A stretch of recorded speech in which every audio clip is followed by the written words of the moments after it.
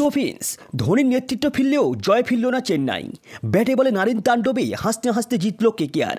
তো সেই সঙ্গে লগ্ন ম্যাচে হারের ধাক্কা সামলেই জয়ের স্মরণীতে ফিরল নাইটরা, উঠে এলো লিগ টেবিলে 3 নম্বরে। তো নেতৃত্ব ফিরেছেন ঠিকই, কিন্তু জয়ে ফেরা হলো না মহেন্দ্র সিং ধোনির। তো শুধু জয়ে ফেরা হলো না বললে বোধ হয় কিছুই বলা হয় না।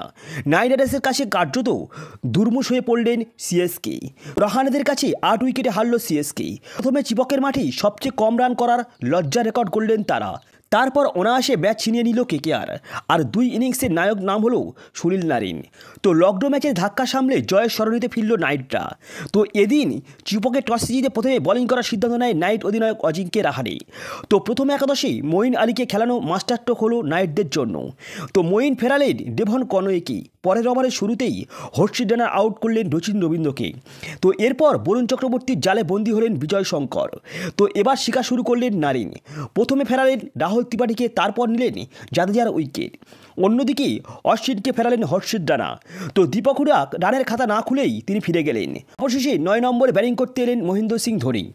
আর এবারও সেই নারিন ঘূর্ণিতে আউট হয়ে ফিরলেন মহেন্দ্র সিং ধোনি। তো যদিও ধোনির আউট নিয়েই সোশ্যাল মিডিয়ায় তুমুল চর্চা চলছে এটি আদৌ আউট হয়েছে কিনা, কিন্তু ধোনি রিভিউ নিয়েছিল, তার সত্ত্বেও থার্ড আম্পায়ারের ডিসিশন অনুযায়ী ধোনির আউট ছিল।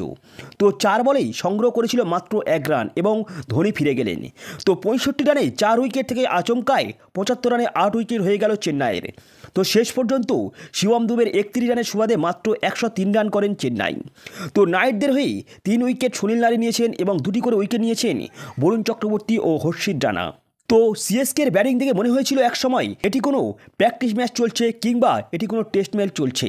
তো এটিও ভাবা যায় যে এটি কোনো নেট প্র্যাকটিস চলছে, কারণ সিএসকের ব্যাটসম্যানদের মনে হয়েছে যে তারা একে একে আসছে এবং তারা বল টেস্ট করছে এবং চলে যাচ্ছে। কারোর কোনো আক্রমণাত্মক শট দেখা যায়নি এই ম্যাচে। তো চিপকেই নারিন বরুণরা যেভাবে ভেলকি দেখালেন তাতে একই রকম প্রত্যাশা তৈরি হতে পারত নূর জাদেজা এবং অশ্বিনদের নিয়ে, কিন্তু সেটি কোথায়। তো প্রথম ওভারে শেষ থেকেই ঘুরতে শুরু করলো নারিন চক্র। তো খলিল আহমেদের শেষ বলে ছক্কা দিয়ে শুরু করেন নারিন। তারপর অশ্বিনের 1 ওভারেই 2টি 6 হাঁকালেন। তো নারিনের তাণ্ডব দেখে মনে হলো না যে এই পিচে কোনো রকমের বিপদ রয়েছে। তো যোগ্য সঙ্গ দিয়েছেন কুইন্টন ডিককও।